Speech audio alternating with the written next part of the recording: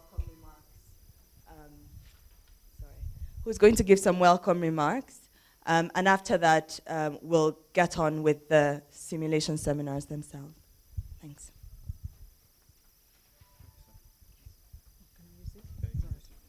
Good morning. Warm greetings to everyone. And I want to echo Eka's welcome and to thank everyone for being at our simulation event this morning. A few words of introduction from me. Let me begin by talking about the African Leadership Center, what we do and what we stand for, and then lead us hopefully to the reasons why we're here this morning. At the African Leadership Center, our goal is to train a new generation of African scholars, analysts, thinkers, leaders, in fact, who would generate cutting-edge knowledge for peace, security, and development in Africa. It's a huge task. We're a small organization, which is a collaboration between King's College London, where the African Leadership Center was founded, and the University of Nairobi, where it's now affiliated. An entry point into the university, the department we're affiliated to is the Institute for Development Studies. So it's a pleasure to actually be holding the simulation seminar here for the first time, because these are seminars we have held annually for the past 6 or so years. First in London, at King's College London, for the first 5 years. But certainly this is the second year since our establishment, our formal establishment in Nairobi 3 years ago. Actually, 3 years to the day, the African Leadership Center was established in Nairobi between King's College London and the University of Nairobi. A short while ago, I talked about cutting-edge knowledge being generated for peace, security, and development in Africa. In fact, the whole notion of peace and security is our entry point into any kind of debate, discourse, research, and knowledge production on Africa. Not just because that is our expertise, but because that is the one area where we have continuously seen gaps over the years. That tell us that all is not well on the continent, at least that tell us that we have not yet attained anything close to sustainable development on the continent as a whole. Notwithstanding that we've had individual states that shine from time to time. What is it that sets us apart from other institutions pursuing this agenda of peace and security, whether in terms of knowledge production or training in Africa? I want to just highlight one set of issues, and they have to do with our core values. Our core values are the ALC, where we have, for the past 7 or 8 years, since that base in London, where we've been training this next generation. Those core values that set us apart, and I would deliberately go over them again, are the pursuit of excellence, independent thinking, respect for diversity in all its forms, youth agency, integrity, and African-led ideas of change. I deliberately end with African-led ideas of change because this speaks to, in part, to why we're here today, the subject of our simulation seminar. What ideas and what change? What change are we talking about? Ideas are central to the vision you express in leadership. And this is not a class about leadership. I'll leave it at that. But for a continent where we're seeking change, we're seeking a particular kind of change, a particular kind of leadership that will set new ideas to transform the continent for peace, security, and development. So therefore, it's worth casting a lens on what patterns we have seen on the continent for some time. When you look at Africa's changing vicissitudes, and the engagement of the international community with Africa, you can take a snapshot of any point in its history, in the continent's history, and there are certain patterns that become apparent to you. What kind of snapshot can you take to start with? What sorts of points are we talking about? If you like, you could begin with the global trade in human beings, that is slave trade. If you like, you could also begin and isolate the scramble and partition of Africa and everything that followed and the colonial period. Set that aside and take the struggle for independence in Africa, and set that aside yet again and look at those changing tides and move to the Cold War period. Then the Cold War ended, the end of the Cold War. And in the past decade or two, but especially in the past decade, give or take a couple of years, some global events point us to what's happening in Africa as well. Two I will cite here. 9/11, September 9th, what was it? 2001, which is commonly known as 9/11. You can, September 11th, 2001. And then take the global financial crisis, which is what, about 5 years old now, if you cast your minds back to 2008. You see certain consistent patterns in the way the rest of the world engages Africa and in the way Africa engages the rest of the world, whether you're looking back 400 years or so. And those patterns are very interesting for what we're trying to do here today. Let me talk about maybe two of those patterns. The one that is consistent all through our history has to do with our natural endowment, where a humongously endowed continent, we're not short of any, if you like, scale of natural resources. In fact, one of the courses that we undertake at the African Leadership Center, when you look at the publications and you look at what every country, even the poorest country on the continent, has in terms of natural endowment, it's quite impressive compared to any other country in the world. Now, our piece of raw earth is still perhaps the largest piece of rawest earth left in the world. Quite malleable, very attractive to anyone who wants to come in. And I think Africa has been least affected by the global financial crisis because we were never quite there in the first instance. We were trying to make our way there. That piece of raw earth has been at the center of every bit of those changing vicissitudes that I talked about. And it's a big deal. It's a big deal. Otherwise, we will not have more of the same. We will not have a struggle for Africa that is called another name every generation, every century, every half century. And yet, we have not developed new ideas for dealing with what seems to be a constant, a changing, altering form in terms of a struggle for the continent. But fact is, at this point in time in the world's history, Africa probably provides the place that holds some solutions for this global financial crisis, for a capitalist system that is shaking somehow, not yet shaking to its boots. New ideas are being sought for either transforming it or sustaining it, and Africa is yet again at the center of all of this. That is one pattern that you see. But there's a second pattern that you see, which helps us challenge that pattern, because it's very easy to be arrogant, to arrogantly sit here and say, yeah, what is it about Africa? Everybody wants a slice of our earth. Everybody wants a piece of Africa. In fact, we've never really been allowed to develop well and so on, because the international community is always knocking. There's always a struggle for Africa. I don't think it's that simple. When you look within our continent, there's certain patterns, and there's a certain canker that has eaten into that pattern that has been sustained over time with very few exceptions. And I concede those exceptions. I also stand here and concede those exceptions to my colleague with whom I was arguing very vigorously this morning, who says Africa hasn't been all bad. And I would not stand here and say Africa has been all bad. If Africa has been all bad, we will not be sitting in this room full of talented people and the future of the continent. But what I'm saying is that you can look at a pattern in which Africa's elite has consistently undermined African peoples through its behavior, through the way it engages in turn with the rest of the world. Need I speak about the form that the slave trade took. Let's leave that aside. It's been many centuries away.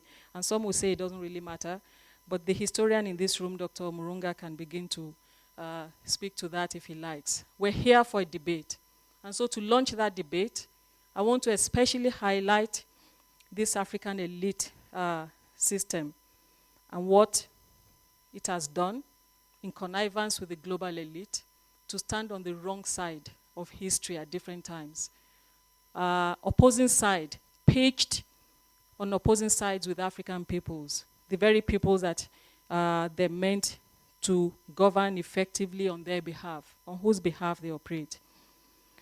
More often than not, the pursuit of elite interest over the well-being of African peoples has been a character in these changing times. The only exception, perhaps, will be the struggle for independence in Africa, where it seemed African peoples and their leaders were aligned in one common cause. But then you expected that rapidly after that, peoples and leaders would discuss the conditions or the circumstances under which they will live together in order to begin to form a common destiny. I don't know of other people from other parts of the continent sitting in this room, but I have not managed to count 5 countries where that happened. Now, national conversations have occurred in different places. They've occurred in South Africa after a long struggle. They've also occurred, they're occurring in Kenya in a fascinating way as well. Otherwise, your conversations that led to the referendum might not have yielded, might not have actually taken place in that way. So when we look at African Union at 50, African Union turned 50 barely a month ago or so. And I say African Union because I look at it in conjunction with the Organization of African Unity. And you see yet again where leaders have pitched their tent at a time when a serious debate is being had about the behavior or the attitudes of leaders to their people, about issues of impunity. We have yet again seen another pattern where a continent at a time when it was celebrating that history pitched its tent on behalf, of course, of the ruling elite, protecting that ruling elite against, interestingly, this is one of the few times, and any time global elites and African elites are at loggerheads, you see the pattern. They are at loggerheads over their common interests.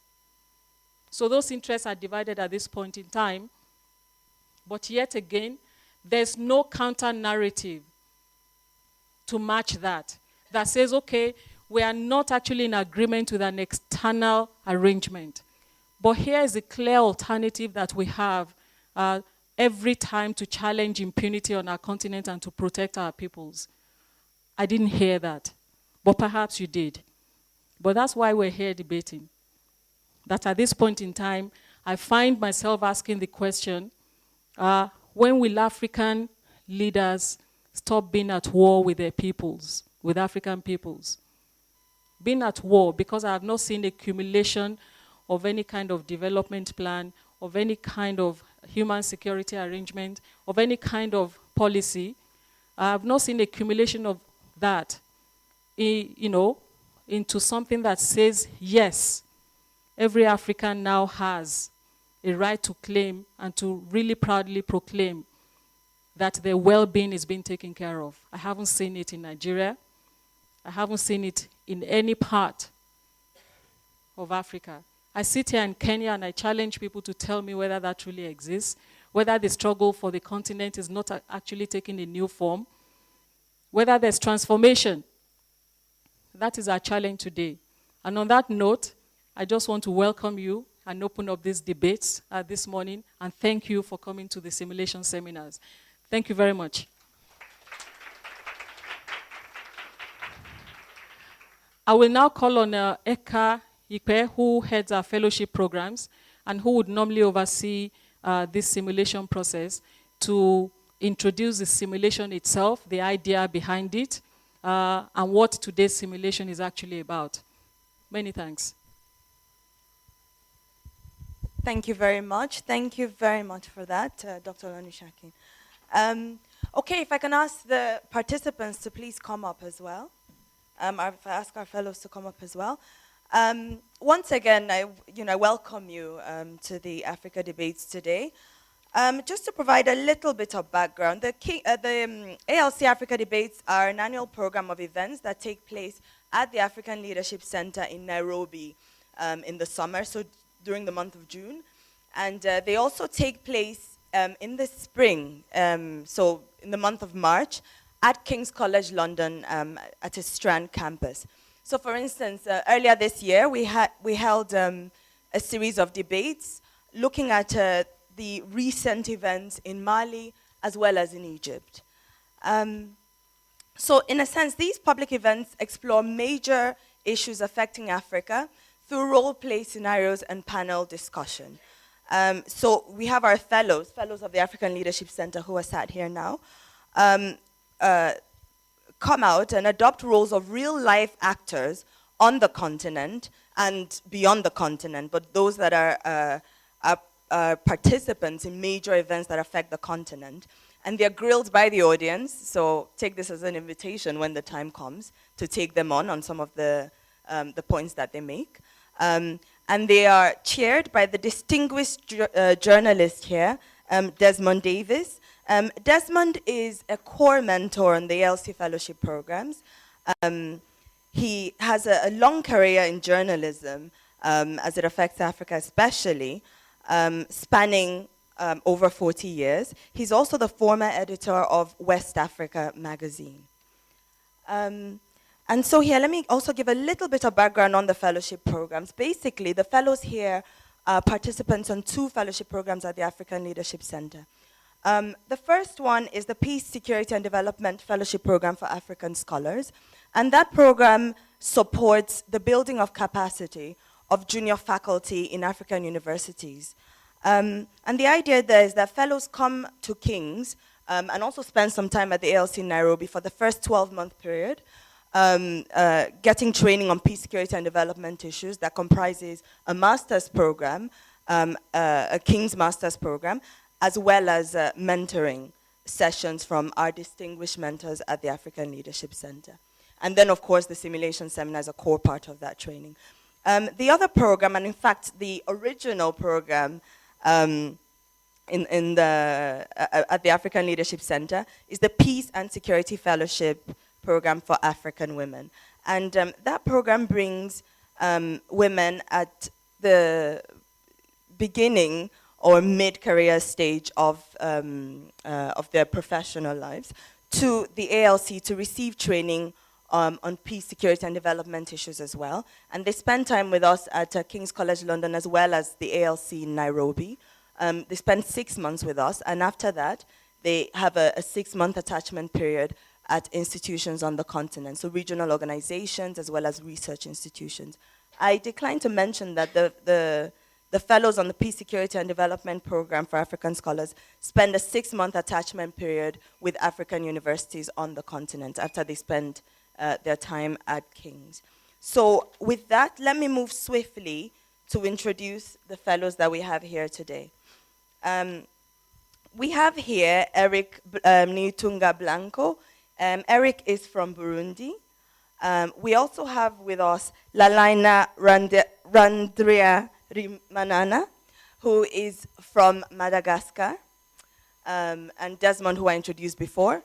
We also have Clement Sefanyako, who is from Ghana, and we have Dalaya Shanafi, who is from Ethiopia. And then, last but not least, we have Wilfred Muliro, who is one of your, well, many people here, one of your co-nationals here from Kenya. So you see, we also are making sure we're taking Kenya along with us.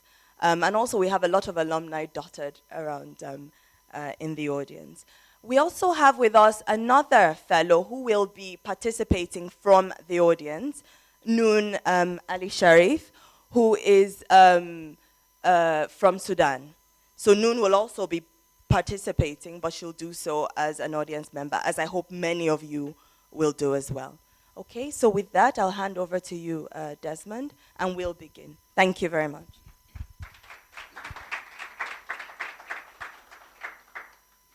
Good morning, ladies and gentlemen. The majority of African countries have now enjoyed more than 50 years of independence. But how free are these countries? State and institutional weaknesses have invited exploration of Africa's natural resources by predatory outsiders. The crisis of capitalism has also rekindled the interest in African natural resources. So are we actually seeing a new scramble for Africa on the continent? We have a panel here today that will discuss these issues. On my left is the Prime Minister of Ethiopia, Haile Mariam Desalegn, who is also chairman of the African Union. Next to him is the Director of Foreign Affairs and African Affairs at the Chinese Foreign Ministry. And on the extreme left is the chairman of Al-Shabaab, Abdi Godani. Next to me is the representative of the East African Civil Society Organization, Jane Molenga, and the extremely there is the U.S. ambassador to Nairobi, Robert Godek. Each of the participants will make a few brief statements before we take questions and answers. We'll start with the Prime Minister Desalegn. Hello, good morning. Thanks for coming and thanks for inviting me. As you may well be aware, this year we are having our 50th anniversary as African Union and as Organization of African Unity. Our theme for this year's celebration has been Pan-Africanism and African Renaissance. That means we recognize that we need to redirect our vision as Africa. We need to have a new policy towards development, towards our economy, towards our judiciary system, and everything that Africa stands for. The organizers and the founding fathers of African Union and the Organization of African Unity knew the need for this Pan-Africanism. Although it has taken us 50 years to come together as a union and to have a common direction, we've had some difficulties. And that is why we want to rebrand our organization. You may also know that we have been at the center of some controversy where we decided to withdraw from the ICC. That is a huge issue, but we are proud of what we've done. I'm proud to be part of that, and I'm proud to be the leader of that organization, which is redefining itself and asserting its authority in the world. I'm here to be questioned. I'm here to elaborate on our policies. I'm here to let you know the new vision that we have for Africa. You are welcome to ask me questions, and I'm ready to answer. Thank you. Ambassador Godek. Good morning, everyone. I would like to thank the distinguished journalist here who has invited me to attend this particular event, which was organized by African Leadership Center. I would also like to thank all of you who have come to attend, that this forum would be a forum of knowing what U.S. has towards Africa, knowing how U.S. loves Africa, and also understanding how the foreign policy towards Africa is a policy which has to be embraced by African states. To this end, U.S. is determined to help African states to end culture of impunity, to help African states to establish strong institutions which will help good governance, and also U.S. is ready to help African states to defend people's rights as well as women's rights. Thank you very much. Ambassador Luche. China is very happy to be present in this panel. The relationship between Africa and China is an old relationship that's changing and improving, of course. And it's guided by principles of sovereignty, which means equally treating African countries as independent countries who can deal with their domestic issues on their own. It's also a mutually beneficial relationship. Both China and Africa have benefited from this friendship that is helping develop a favorable condition for development in Africa. China also supports cooperation with other international and regional organizations like the United Nations and the African Union, and help African countries support themselves on issues of development and security.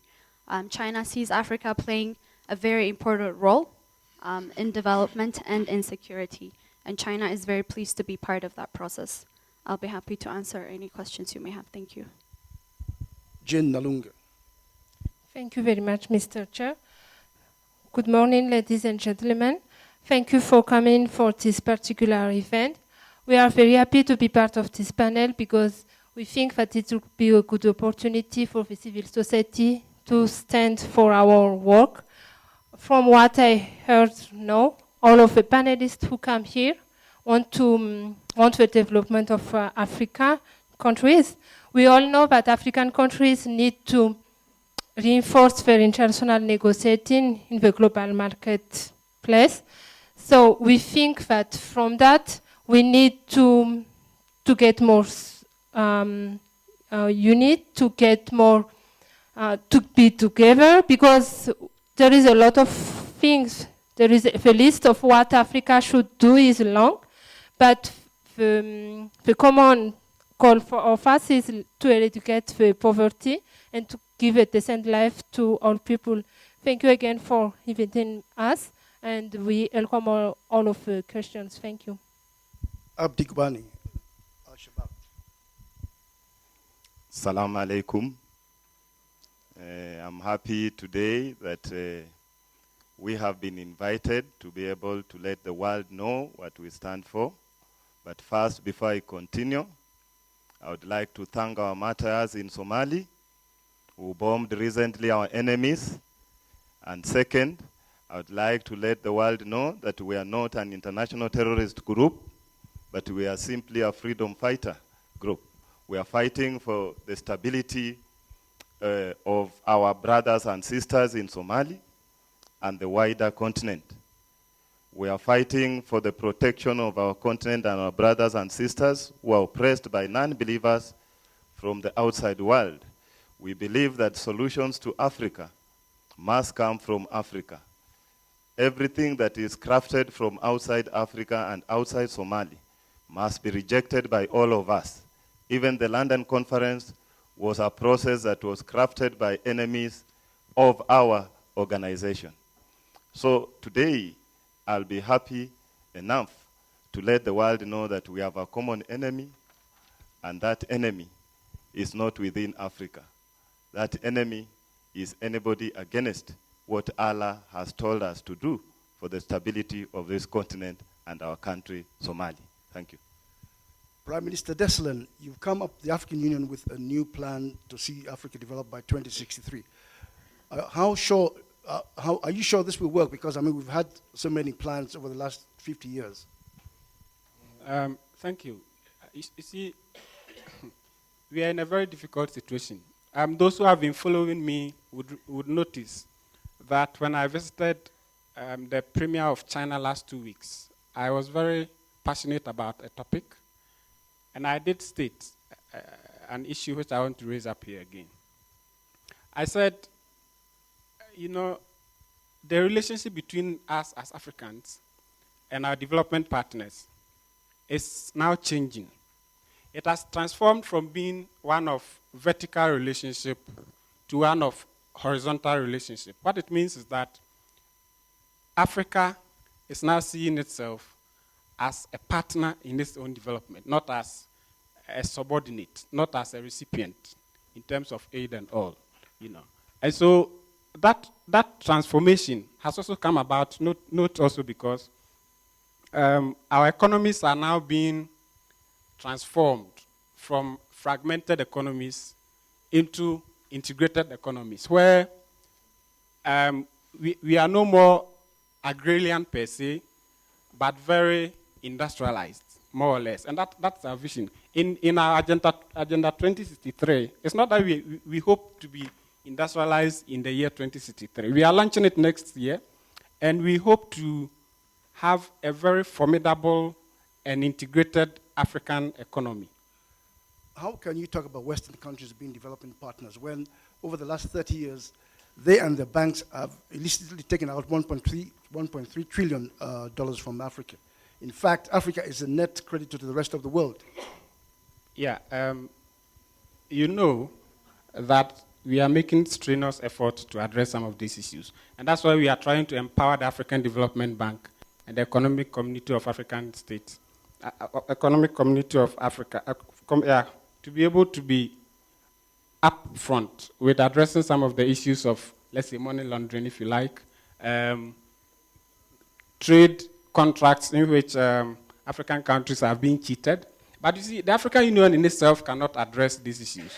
It is the countries which involve themselves into, which engage in contracts with the development partners, which have to make sure that they make the best for their countries. Well, these countries are very, very weak. They cannot operate individually. So the African Union has to be the basis for negotiating Africa's future in the global economy. Yeah, that's what we are doing. You see, that is why we are trying to empower the regional organizations. In the early 2000s, we decided that the regional organizations like ECOWAS, the East African Community, the South African, Central Africa, should be able to integrate their economies properly.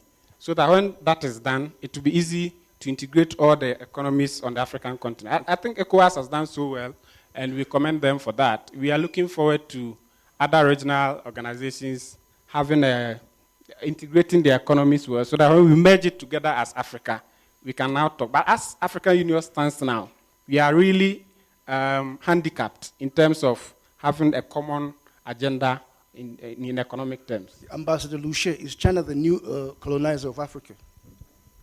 China is not a colonizer of Africa. China treats Africa as a mutual partner in trade and economic relations. And I'm very happy to say that we have seen our relationship grow from economic to social integration also. Ambassador Godek, you spoke about how the U.S. would like to help Africa, how the U.S. loves Africa. But your president, Barack Obama, seems to have a rather lukewarm attitude to the development of Africa. What do you say about that? Thank you very much. Our President Obama does not have a different look towards Africa.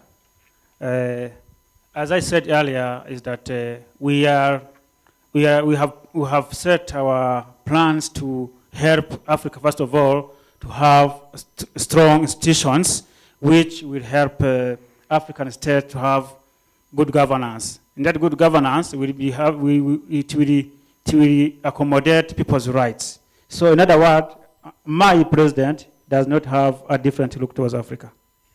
Why hasn't the U.S. removed agricultural subsidies for its farmers? I mean, these subsidies are actually affecting African farmers. If you want to help Africa, remove subsidies.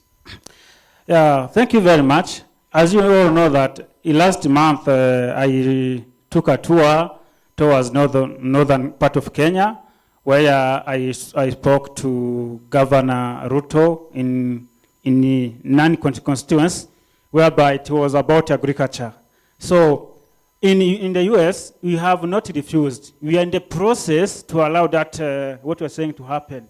In the near future, this process will come to accomplishment. Jane Nalunga, 50 years of African independence. Is the East African Civil Society Organization happy with the state of leadership on the continent? Actually, we are very positive of what is happening in Africa. One thing that Mr. Chairman has said, when he said that African countries are handicapped, it touched me a lot, because if we don't believe in ourselves, how can we improve? Because we always get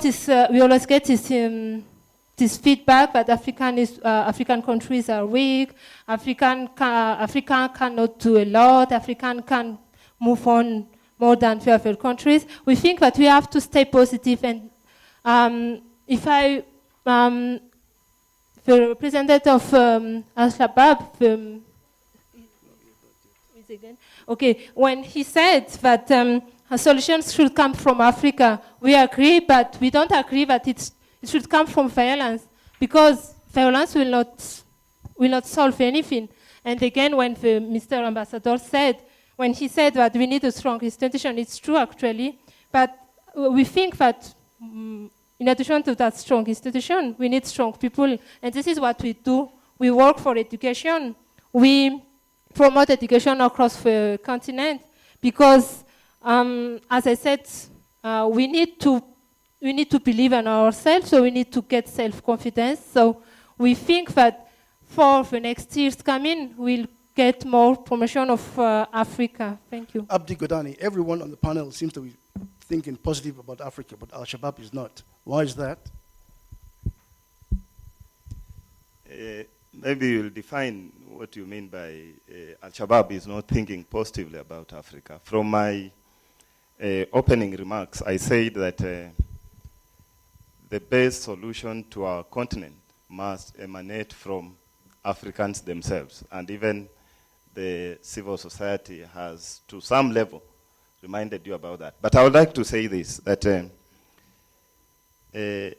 Africa will still remain behind, and Africa will still remain unstable as long as we allow foreign intervention, templates crafted elsewhere from this continent to be used to build our states. What we are simply saying is that if you look at our operations at the time before our enemies came in to disperse us in Somalia, the areas that we were controlling were very stable.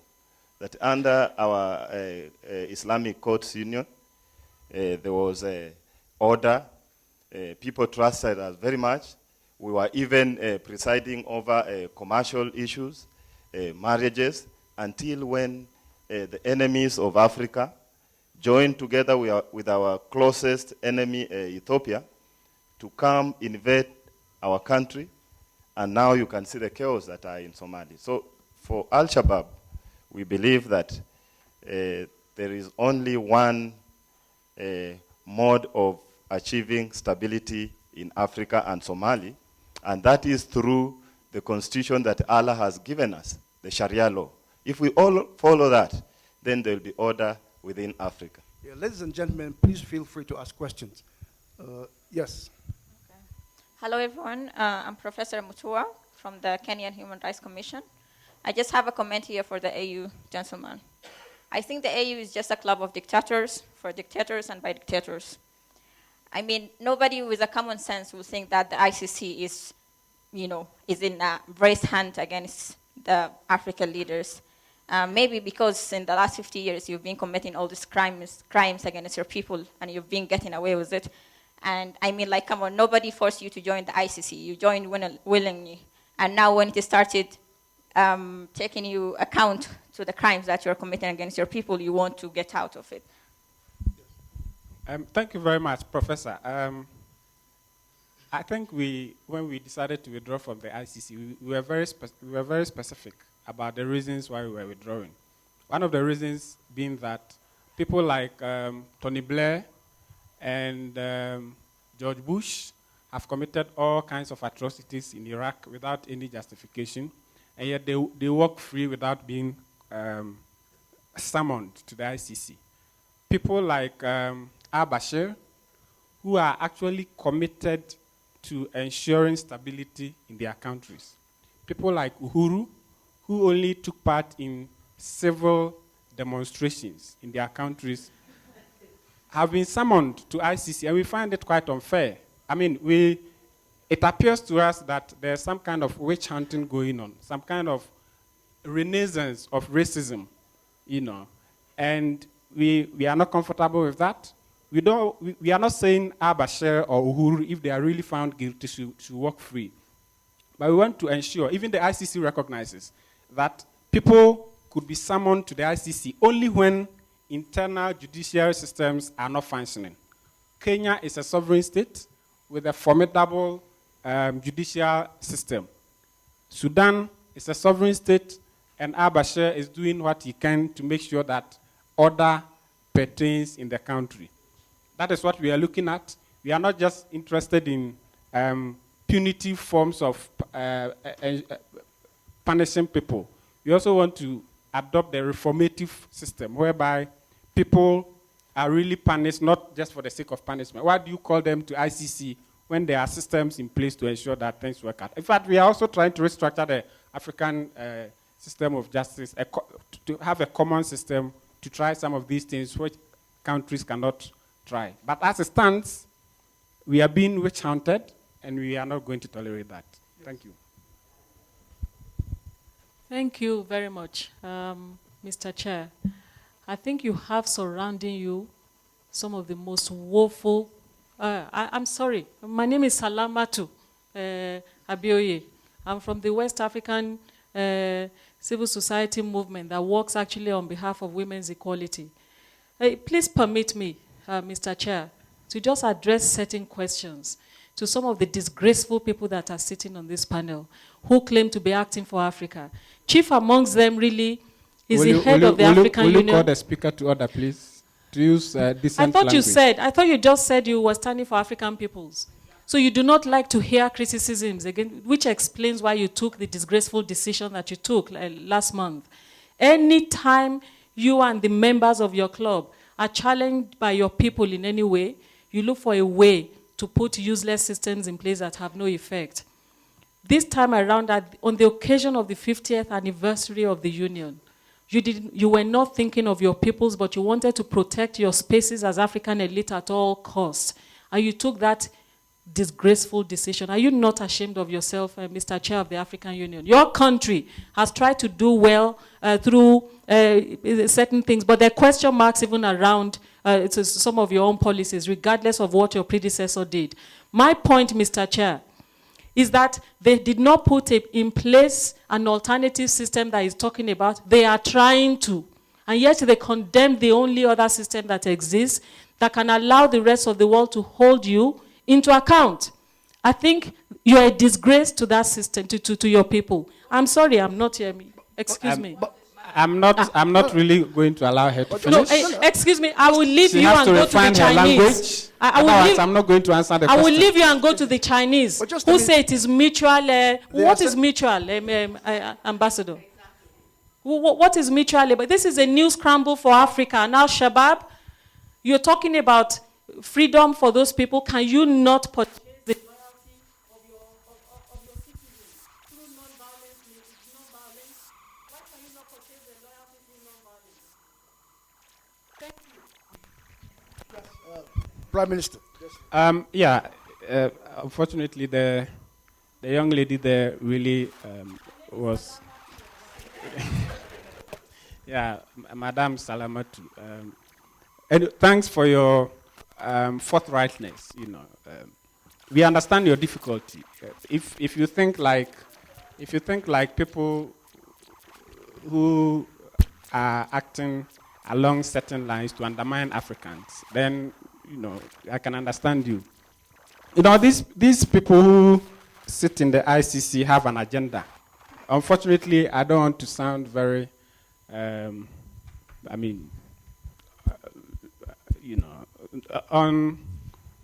undiplomatic, like you were. Unfortunately, the ICC is witch-hunting Africans. We recognize that.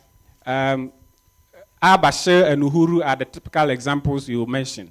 But I've demonstrated to you that Uhuru only took part in a civil demonstration in a democratic country, which is allowed. Al-Bashir is working under very difficult situations where there are suicide bombs almost every day, where Al-Bashir is trying to destabilize the country all over from Somalia, even across onto Sudan.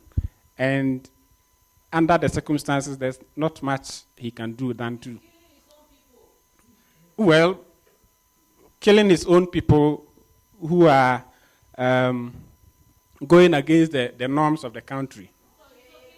If you have to crack down on... who doesn't kill in this world? No, let's be frank here. Wait. Let's be frank. Let's be frank. You go to the United States, and then they are using drones to target individuals, even in highly organized and democratic countries. You go to the UK, who are targeting people all over the world. They are not even targeting people only in the UK and in the US. They bomb people at will. And if you have a president who is not just going out to kill, but trying to restore law and order, would you wish to see the whole of Africa turn into Somalia in the 1990s? No, they are restoring order. Take my word, restoring order is the key word, please. Okay, yes. Yes, my name is John. I'm from Pan-African Fellowship Program. My question goes to the chairman of Al-Shabaab. In your opening remarks, you said that you have been fighting for an enemy who is outside. He is from outside Africa, and so I'm worried. Or I'm asking myself, does the fighting your enemy include killing innocent Kenyans? Should I answer that, Mr. Chairman? First, I would like to register this, that members of this public must be very afraid that among us, we have the spies of our enemies. You can hear the way they are speaking in a very organized manner. But I will answer that question. I'll say this, that at the beginning, I said we are not a terrorist group. We are simply struggling against two things. One is self-defense against terrorist number one. The agent of that terrorist number one is here, the ambassador of the US. Number two, we are struggling to consolidate the idea of Pan-Africanism, African solutions to African problems. But having said that, I would like to say this, that even the African National Congress in South Africa was labeled a terrorist group. So who labels other people terrorist groups? Is it you Africans or our common enemy? Represented by the gentleman there, and I don't know even her name there, in that case there. So I keep on asking that at one time, you'll come again to call Al-Shabaab a freedom fighter the same way African National Congress now is respected as one of the greatest freedom fighting groups ever in Africa. Yes. Thank you very much. I'm Bolanle Adisa. I'm just an African. Because African is a huge continent with many people with different identity. And there you sit, Al-Shabaab. I see you as a terrorist group, an Al-Qaeda representative, saying you have African solution for African problem. And there you are, giving us a foreign religion that does not even, speak to the identity of Africans. Here you are, killing all Africans. I don't know, what do you think you stand for? You have to really think truly about this. I am just throwing it to you as a challenge. You need to take this back to your people. We don't want you. You don't represent us. And to the US ambassador, another terrorist in the group. I'm so sorry. You are talking about good governance in Africa, yet you are supporting dictators. You are helping our leaders to kill their people. Where is that democracy that you say you bring? And enough is enough. Enough is enough. You've done enough damage on the continent, and we want you out. I think you should think about this. And African Union and these Chinese people, this alliance is not working. It's still scramble for our resources. And here the AU stand justifying why they are selling their soul out. You are not representing us. We are really, really, really, really, really very angry with you, with all the decisions you are taking. Thank you. Let's take another question. Godwin, yes. There, yes. Take a few more questions. Thank you very much. I will not introduce myself because if you don't know me, mine is to Ambassador. You don't believe ICC at all, but you insist consequences for actions that we take. Can you explain why there should be consequences on actions by sovereign governments on things that you do not believe in? Yes, there.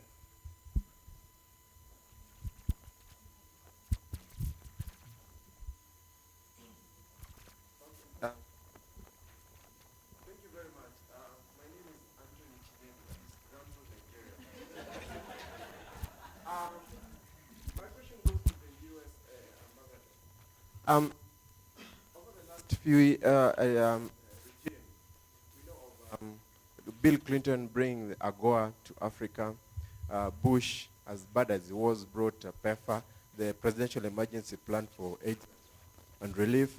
What is Obama doing? Everybody was excited. Well, Obama was elected the president of the US. And we thought, due to his African, the connection. We thought he would actually have more policies to help Africa grow. But that hasn't been the case. So would you actually articulate for us what's the US foreign policy towards Africa as it grew up during the Obama administration? Because Africa stands at a loss. We benefit more in the other regimes as opposed to what we've gotten under the Obama administration. Okay, Thank you very much. I will start with the ICC question. I think that we believe in the ICC. Yes, I'm coming there, my brother. Just keep quiet. I have come here to make you understand our stand as a US. Look at here. ICC is not imposed on African states or on any other state. It's a willingness. If you will, you will become a signatory. You get? So for us, we respect people's choice because we defend people's rights. If you choose to join ICC, well and good. Let me finish my statement. You don't believe in it. You told us choices have consequences. In something you don't believe in. Is that double standard? It is not. It is not, my brother. Why don't you allow me to finish my statement, then you fail to understand? Because We can't let you cheat us that statement. okay. I'm not cheating you people because US loves Africa. You get? And on the issue of ICC, there's no policy from the US which has compelled African states to become part of ICC. Above that, besides, any case to the ICC is referred to by the country itself. For example, Kenya is a government, themselves, they refer their cases where? To ICC. There is no force from ICC which came to compel the Kenyan government to transfer their cases to ICC. So in ICC itself, there is freedom. Again, on the issue of Obama's policy, my friend, let me tell you the truth. Our foreign policy is not to Kenya only, it is to African states. Yes, in Africa. So Obama's first agenda is to make sure that African states have strong institutions to be able to enable good governance. Because you cannot do anything until or unless the state has reached the point where it can have good strong institutions. On the issue of my sister down there about dictator, you seem to be confused because you are referring US to the killer there, Al-Shabaab. You see, for us here, we work with African leaders to enable African states to get or to have strong institutions. It's a foundation which leads towards good governance. Without it, nothing can happen in Africa. Thank you very much. I'm actually surprised that the chairman has allowed the killer himself to continue cheating the crowd here that Al-Shabaab is the killer. If the US continues killing our heroes, brothers and sisters in Afghanistan, you have killed our leaders in Libya, you have killed our leaders in Iraq, and you come here and say Al-Shabaab is a killer. Terrorist number one is the US. And we are saying that all of us, if we unite, we are united under a constitution given to us by Allah, the Sharia law, we will be able to fight this enemy.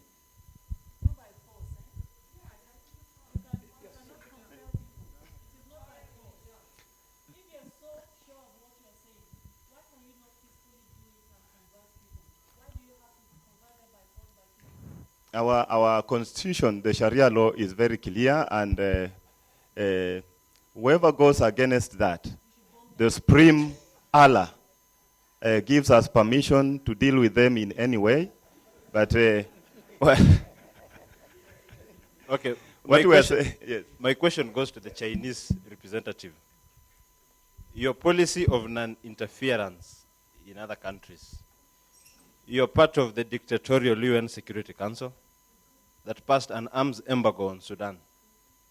You are still supplying arms to President Bashir's government to continue butcher innocent civilians in Darfur.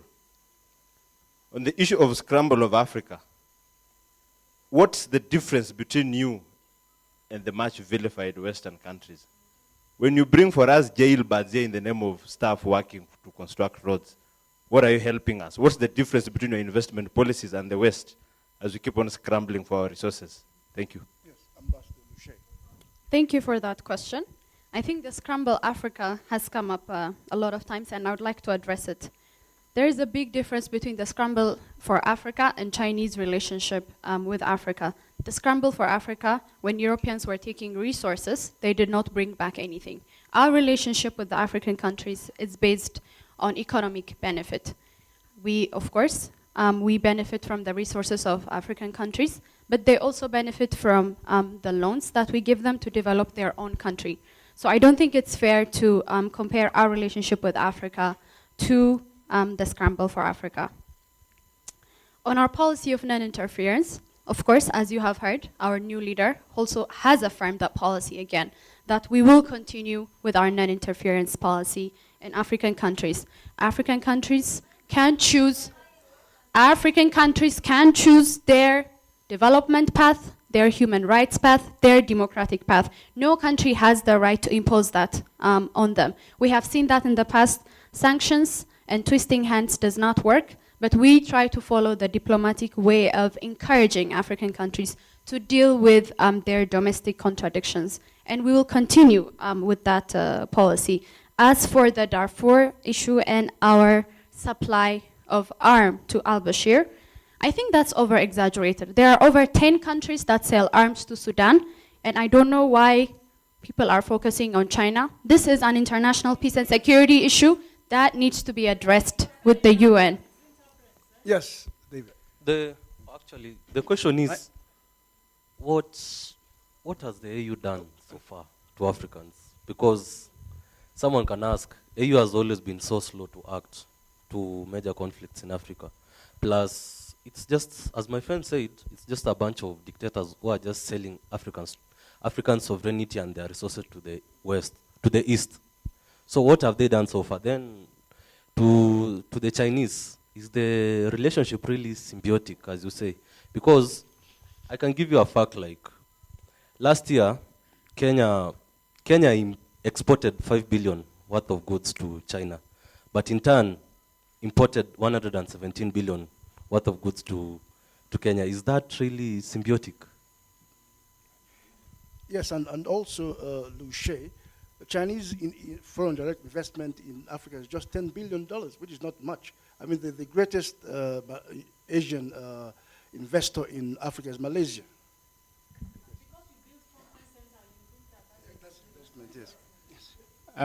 Yeah.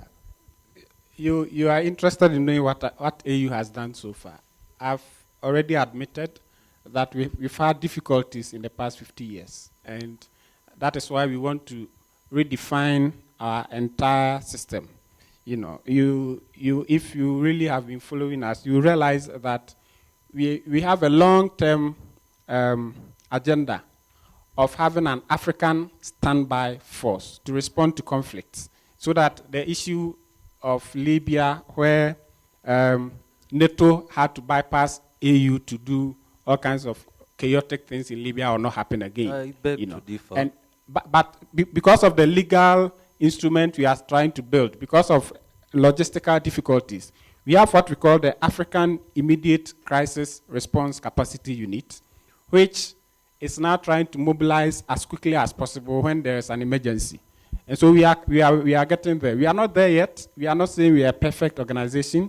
We've had our difficulties, but as it stands now, we are more proactive than you can imagine. This is a duplication of the African Standby Force. If you don't have the money to establish African Standby Force, how can you establish this one? Yeah, I mean... Because all the money so far for the African Standby Force has come from the EU, nothing from the AU. Yeah, I mean, the EU remain our development partners. They cannot be your in partners spite of exploiting you. Well, in a global economy, what do you expect? You don't expect our systems, which are now moving from being agrarian to industrial, to be as proactive as you expect. Yeah, the question of is it really mutual and foreign direct investment? I think our aid and our relationship with Africa comes in all shapes and sizes, not necessarily in FDI. I mean, for benefiting with resources, we might be able to benefit African countries with infrastructure, as it is mentioned, and also by providing skills for those particular countries. And our relationship with Africa is not also uniform. We're dealing with 54 countries. We also deal with each country's policy on investment. So I don't think we can really generalize and say it's not mutually beneficial. But when we're dealing with Kenya, so far we haven't had complaints. When we deal with state-to-state relationship, and we're constantly negotiating this, and to see that these countries can benefit. Yes, David. My name is Horace Campbell. I'm a professor of international relations at Syracuse University. I want to say that I tend to support the argument on China being a better development partner with African peoples. But my question goes today to the Ambassador Robert. Mr. Robert, when we campaigned for President Obama, we approached African issues through the Pan-African lenses. And now what we've seen in Egypt, he did not support the African peoples. When they were staging a revolution, he delayed in statements. I also want to ask you specifically, issues to do with his current visit, that is going to avoid his own ancestral land, Kenya, and it goes to Tanzania, a corrupt government that used to be, when we worked those days with President Nyerere in Tanzania, with the fundamentals of socialism, we were very focused on uplifting communities and peoples. But now we are seeing a government that is more capitalistic than any other, and avoiding a lot of issues to do with the peoples. What is President Obama's really agenda in Africa? This is his last term. So I tend to think that China, development in infrastructure supports more of the people than America, that has been just practicing imperialism on this continent. Thank you. Yeah. Thank you very much. As I said earlier, people of US love Africa very much. And Obama does not hate Africa. For example, for me being here, and for us having an embassy in Kenya, that on its own tells you that Obama is in Kenya. Don't see him being in Tanzania and other places. Then you find that the embassy here represents people of the US. So for Obama going to Tanzania, I believe that for me being here as his representative, also he's here. On the issue of Egypt, I think that it is made clear that Obama does not hate Africa. He loves Africa. Thank you. I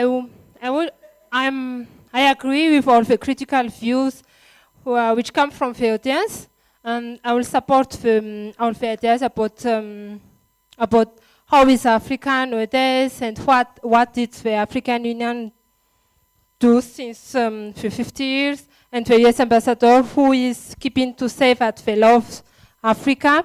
But I think that is not the point, because China will never say that they don't love Africa. But what we have to do is we have to go back to the people. How is the education? How is the health? How is the access of the basic needs of the people? Because if you, like for example, the US ambassador said that they love Africa, we know that we love also your country. So you will not come in our country to love more Africa than your country, isn't it? And also, I think that what we need to do with Al-Shabaab is like when we said that they have an independent thinking. This is not like, we cannot live alone. Africa cannot live alone. We are in a world. What we need to do is to give a strong, to let our people to negotiate strongly with the rest of the world. Because as we know that when they said that they have their own constitution, I've noticed that the strong words which come during the debate since so far is killing. Even the African Union, unfortunately, said who doesn't kill people in Africa. We know already that we don't live forever in this world, but it doesn't mean that we, for any cost, we can do what we want to do because the benefit of one country or one institution or one or people of a country. So I think what we really need to debate is what exactly we need to do for the people who is now or even not having access to hear this debate. I think if it will be broadcast on the TV, because they don't even have TV. They don't have access of information.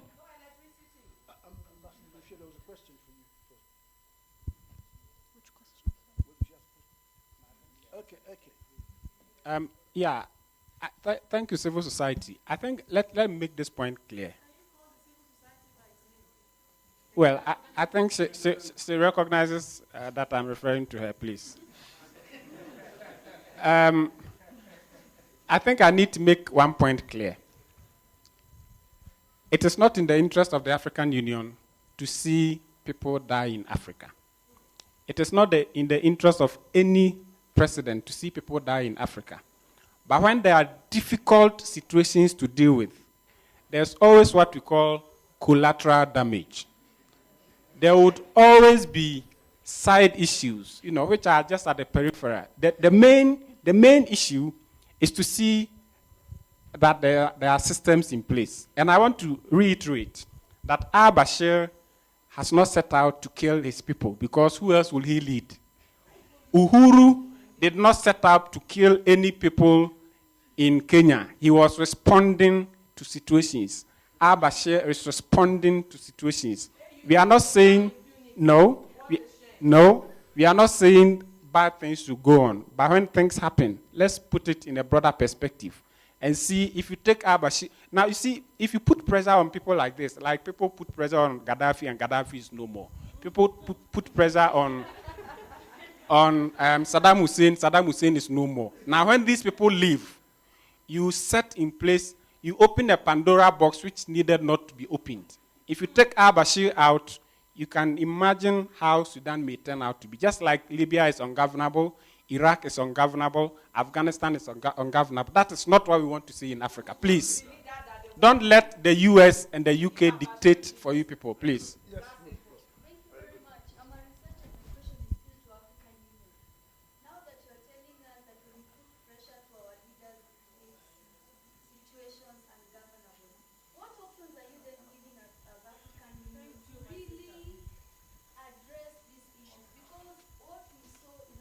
Union that has laid for us an agenda in the next 50 years. Most of you will be gone by that time. Why can't you give us an agenda that is now, in which the people can really see what you're doing?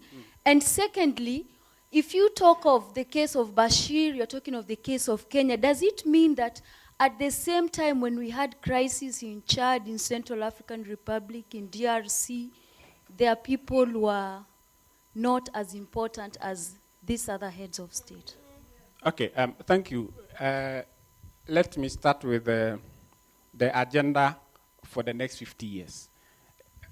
We need ideas from you people. The agenda, it's true. The agenda 2063 that we are yet to launch next year in July, it is still open for input from everybody. And that is even a very good platform for me to make an unpaid advertisement. Inputs are accepted from now until the end of November this year. If you have ideas which will make it better so that the implementation would affect the present generation, you are very much welcome. In fact, I would want to see you after this this discussion. Yeah. Now, regarding Bashir, I think I don't know how much more I can say this. Nobody is justifying some killings by al-Bashir. Nobody is justifying killings in Chad. Nobody is justifying killings in anywhere. Just as nobody is justifying killings in Iraq, Afghanistan, Libya. But what we are saying is that Kenya is a robust country with institutional judiciary system which can try people who perpetuate crime. Sudan is still struggling to be on its feet. We cannot afford to take al-Bashir out to throw the country into uncontrolled chaos. We don't want to see Libya, Afghanistan, Iraq in Sudan. No, there are alternatives. We are saying in terms of Kenya, the Kenya judicial system should take over. Even if it may not be now while Uhuru is in office, it could be after he leaves office. In Sudan, no, there are difficulties. We are not saying that dictators should be, of course, who says dictatorship is bad in Africa? See, me in my country, I'm the Prime Minister of Ethiopia. We've not opened the economy so much. It's not as liberal as you would find elsewhere. But I can tell you that our economy is robust. Our people are free and happy.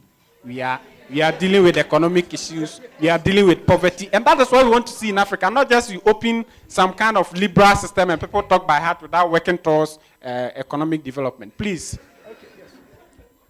My name is Victor Kibet, a student from IDS. Having listened to all of you, I have a solution. Now, the solution is that the way Al-Shabaab said, I really concur with him. African solution needs African problem. African solutions. African problems need African solutions. But the truth is that we must embark to our roots. If we are Africans, typically, we must begin from a humble background. Where did we go wrong? The problem is that our elites, after going to the West, their minds have been corrupted. And when they have been corrupted, they come back to Africa and try to show us that this is where the problem is. But to my own solution, if the AU and Pan-Africanism issue is going to go that far, we must work on the issue of sovereignty as African states. If we can disband all militaries in African states, and then we form one union of African military that can stand on its own, that when there's a problem in West Africa, the African military will be sent there. And then our leaders who are seated there in the African Union can only act as prefects rather than being a sovereign individual countries. Then we can be moving forward. But the issue is dialoguing this way and not having a clear solutions is still a problem. Prime Minister Desling, I think he's made an important point that the solutions should come from Africa. But Africans themselves cannot find solutions because their minds are being controlled by the international media, the BBCs and CNNs of this world. They set the agenda. Because if you want to talk about crimes of humanity, the Western banks that have kept trillions of dollars that should have stopped children from dying before the age of 5, to stop mothers from dying from childbirth, that is a crime against humanity. Won't you agree? Yeah, of course. If you have Western countries propagating their own agenda, you hear them more than you hear what we do in Africa. And these are some of our challenges. If you know how much the UK government spends, the UK's budget for the BBC, you'll be amazed. You know, if you know the US government's budget for the Voice of America, you'll be amazed. How many of us African nations can afford that much? And so, well, we are finding solutions. Bring solutions on board. Okay, fine, thank you. Now, crimes against humanity is a crime everywhere. Don't let us get this wrong. If you are an individual in the country, if you are a civilian, and you perpetuate crime, you are dealt with. If you are a leader, you perpetuate crime, you are dealt with. But how do you deal with the criminals? Like al-Bashir and his people, al-Bashir, al-Shabaab, they are causing They are causing mayhem. They are causing mayhem in Somalia. And that is why last month we had a huge conference on Somalia in London, and we were hoping to bring them on board to see how best we can resolve the crisis there. No, we are not in support of the killings by al-Bashir. We are in support of establishing order in Sudan, please.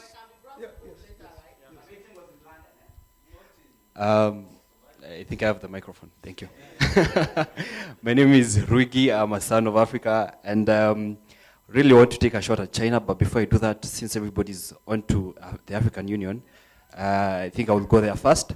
But first, I would like to address my brother over here who said that we should have a continental army. I think that can morph into continental dictatorship, and I don't think I want to live in an Africa with such a phase. Anywho, addressing the African Union, in Africa it's said that it takes the village to bring up a child. And what I can say is that in this case, the likes of Uhuru and al-Bashir are the children of the global village. But this is what the parenting of the African Union is so poor, but the African Union has such bad self-esteem that all they can do is just say, oh, I'm the good parent. You can't tell me that my child cannot do this or the other.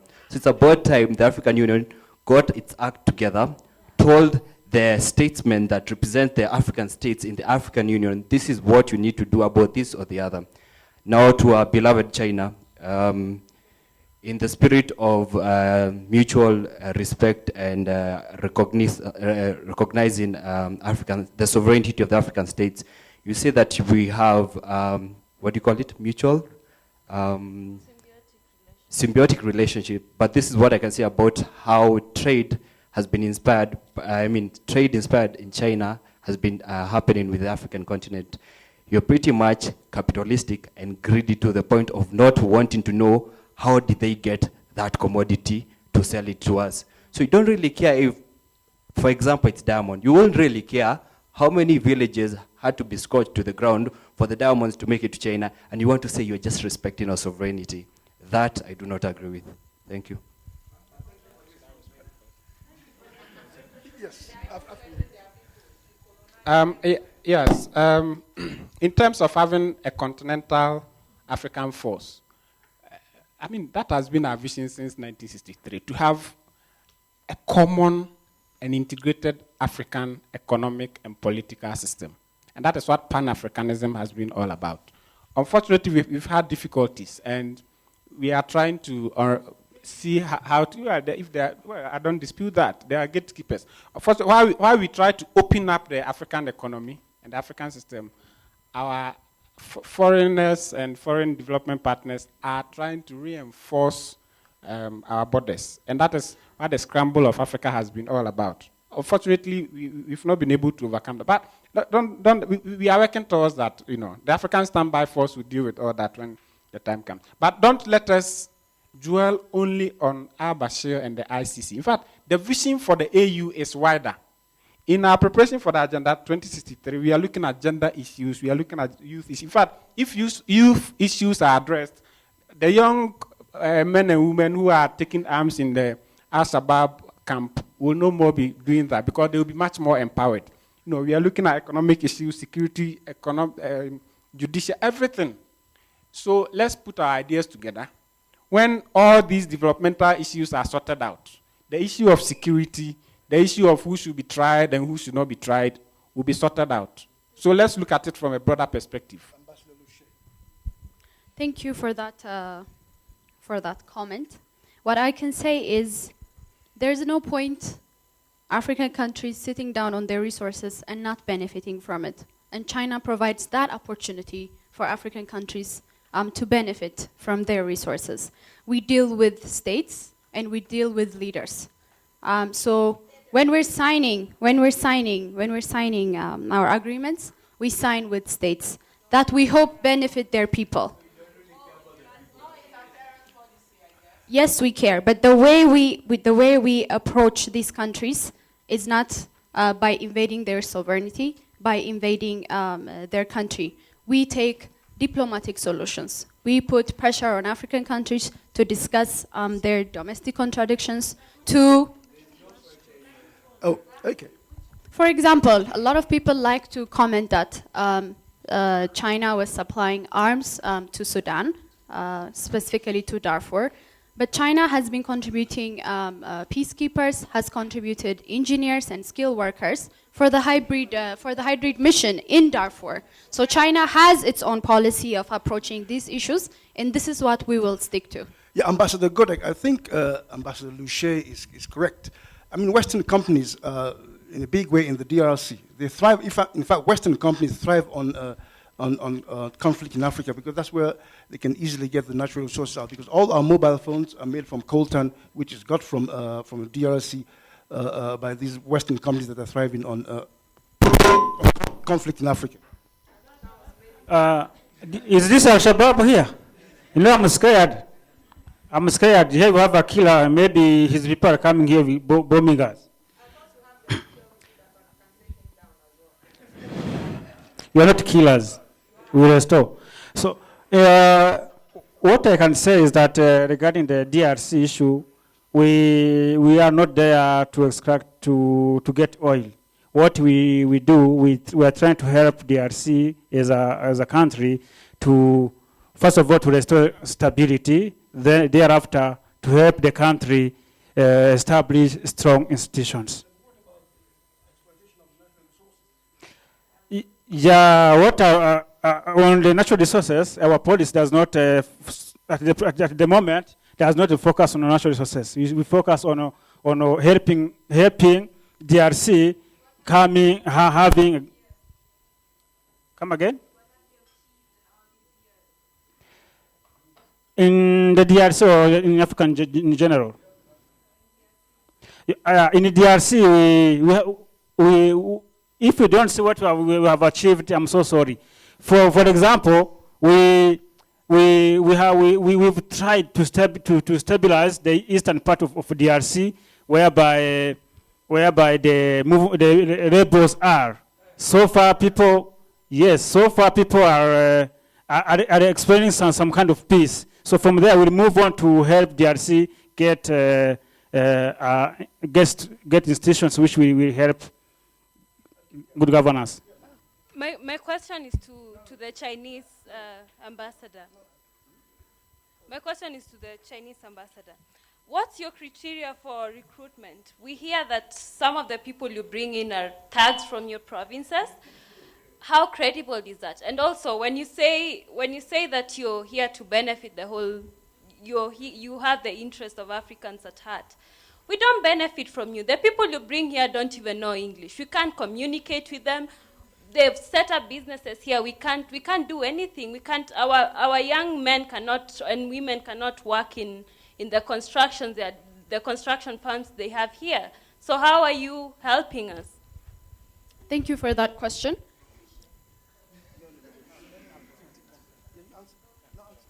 Thank you for that question. The issue of recruitment.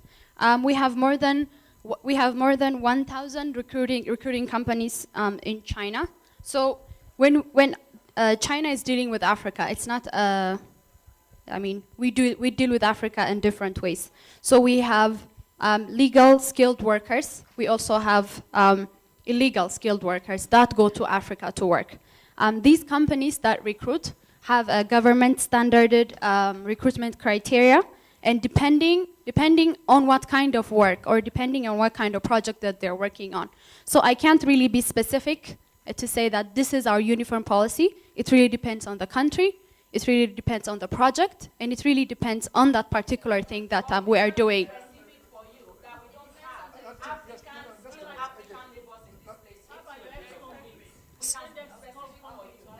Thank you. Mr. Chair, should I go ahead? Thank you. I can see there's a lot of frustration in the audience. This is not what we want for Africa. We want our relationship with Africa to be progressive. So when it comes to benefit, what we can say is that we make sure that at least, unlike the Western companies, we pay our taxes to these African countries. Of course, we cannot be sure. If that reaches to the people, we cannot be really sure. But I think we still leave those domestic issues to be dealt with between the African leaders and their people. And benefiting can come in different ways. We've built schools, we've built health centers, we've built roads that help develop these countries. We've also provided a huge market for the African resources, which is China. And not only economic resources, but our foreign policy is also progressive. We still, of course, stick to our non-interference policy, but we have also helped in Mali, and also like I have said in Sudan, in pressuring these governments to deal with their issues. We have seen that when it's imposed, societies do not respond, but when this is like a social progressive issue, there is a chance for a stable solution with these countries. This is what we see. And also I would like to say that our Chinese workers actually learn the language of the locals. We have Chinese workers in Sudan who speak Arabic. We also have Chinese workers who speak French. So this is about global migration, also integration of society. Assalamu alaikum wa rahmatullahi wa barakatuh. Bismillah ar-Rahman ar-Rahim.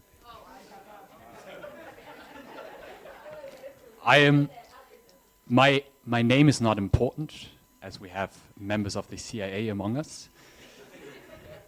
I am the head of the FFFA, the Foreign Freedom Fighters in Africa organization. And I represent all foreigners in Africa who want to make a difference in Africa and fight with Africans to achieve freedom. But to be honest, we foreign fighters, we are confused. We have the members of civil society who say, we want conditionality. But then the public cries, but this is imposition, this is neo-imperialism. So we stop that. Then we have members like the Chinese saying, we will be completely unconditional. We will just give you the money, you do whatever you want with it. But again, there's a public outcry, and even members of the panels are saying this is not good. Then, of course, my organization assists African solutions such as Al-Shabaab in achieving bottom grassroots solutions.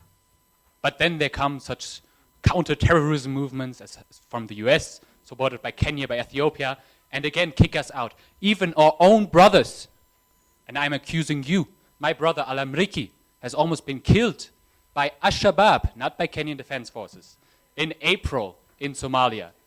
So I'm asking the panel, if these three paths, conditionality, unconditionality, and fighting assistance, haven't worked, what is the African solution for international relations between non-African states and people and African states and people? Okay, Jen Nalungu. Thank you for that comment.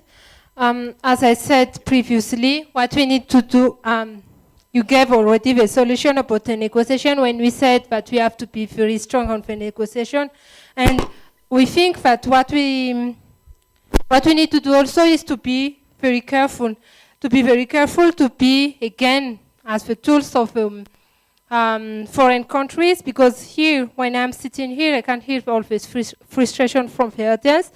And also, we know that the African Union has a partnership with China, but we know also that now the China, not only the China, but other countries like the BRICS are in competition with the US to go to Africa.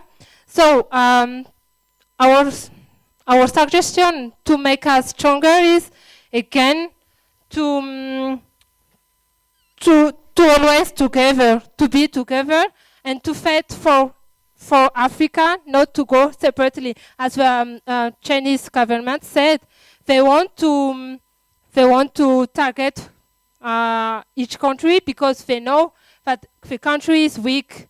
So what we need to do is to have a policy together.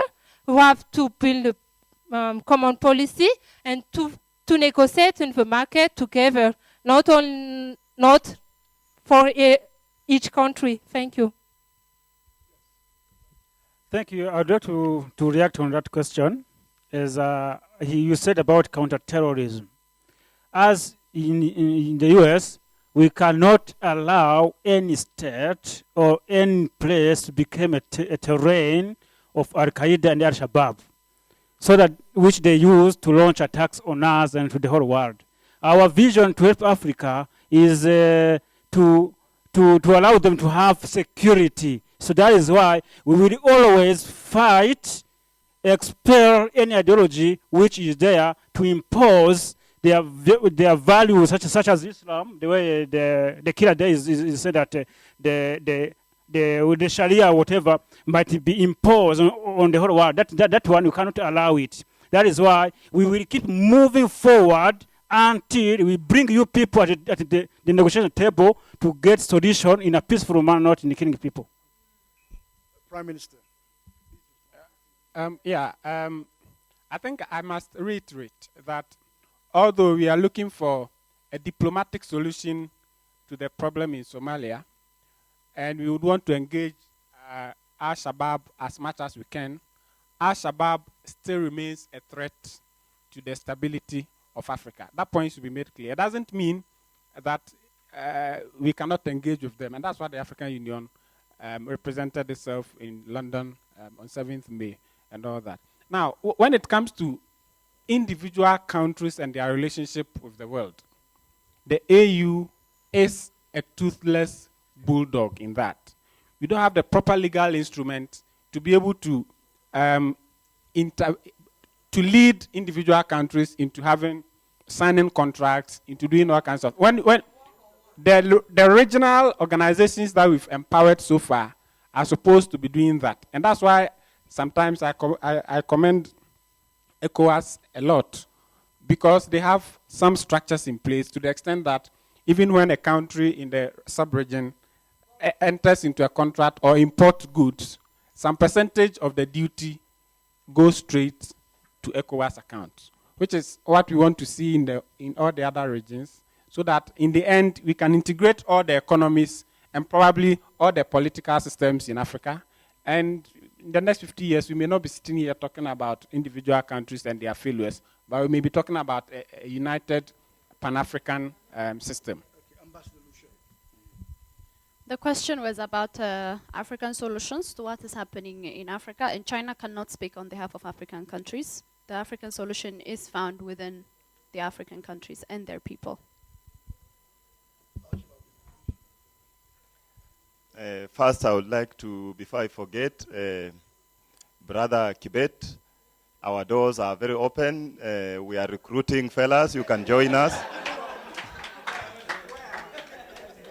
You can see me after this. And we thank our foreign fighters team. We are very happy that you have been able to give us the logistics and the ability to fight our common enemy. But I would like to say this, that you have all heard, fellow brothers and sisters, from our common enemy, that he is going to force us to accept, that is, I mean the US ambassador there, to accept their traditions. He is the God. He's going to make sure that Africa is what he wants it to be. And he's forgetting to say that as much as he repeats that he loves Africa, he actually loves the resources of Africa. He doesn't care who is killed in DRC, but what impresses him is who is blocking them from reaching the resources. But I would like to conclude by saying this, that Al-Shabaab is not an international terrorist group. We are simply trying to provide African solutions to our brothers and sisters who are oppressed by non-believers. Al-Shabaab stands for the fact that anything generated outside Africa, like the London Conference, like even the federal government that they have put up in Somali, it will not work. We are even saying that also the AU is simply a vessel of Western imperialism. So we are calling upon even the AU to remove AMISOM soldiers, to remove Kenyan soldiers from Somali, so that we can have peace in the region. Without that, we will continue implementing Sharia law within the African continent. Thank you. Thank you. Please, if I may, Chair, I know we're wrapping up, but just to ensure that we're also dealing with the queries we're getting from social media networks, we have a question on Twitter to the AU Chair. And the question is, why are we getting it wrong as Africans to deal with our problems and find solutions? So, why are we getting it wrong? Do I have an answer? No. We don't have an answer. And that's why we've been working to make things right for the past 50 years.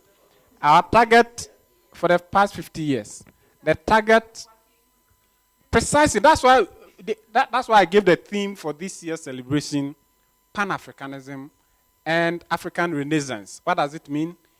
We recognize the need to come together as a common entity and to have a rebirth. It belongs to wisdom to recognize where you are wrong and where your weaknesses are, and to go back to the drawing table to put things right. I don't have an answer to why we are getting it wrong, but I know where we are going, and we will get there. Okay, well, thank you, ladies and gentlemen. We've come to the end of this interesting debate. Clearly, what has come out is that after 50 years of African independence, the continent is still struggling with achieving self-sufficiency and self-belief. And if you cannot achieve these two, then there's no way forward for the continent. Thank you very much.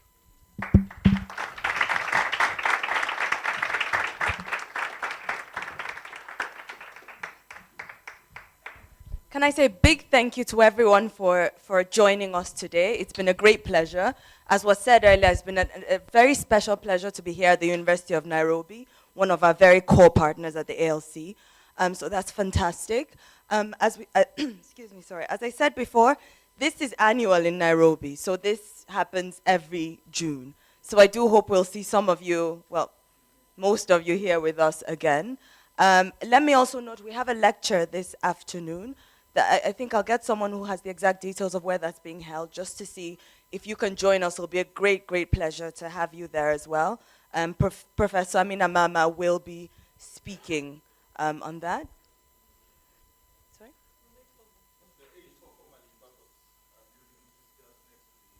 Okay, all right then. So if you can join us, it'll be a great pleasure to have you. Thank you for engaging so robustly, because as you can see, if you don't engage, I mean, it relies a lot on audience participation. So the success that I believe it's been has been also a huge credit to your own participation. So thanks very much for that. Thank you so much to our panel and to our fellows. So I hope you can see some of the work that we're doing at the ALC with leadership on peace, security, and development. At the ALC, we don't think that young people are leaders of tomorrow, but that they're leaders of today. And I think that's been shown incredibly well here today. And of course, Desmond chairing, always doing an excellent job. I want to say a huge thank you to him as well.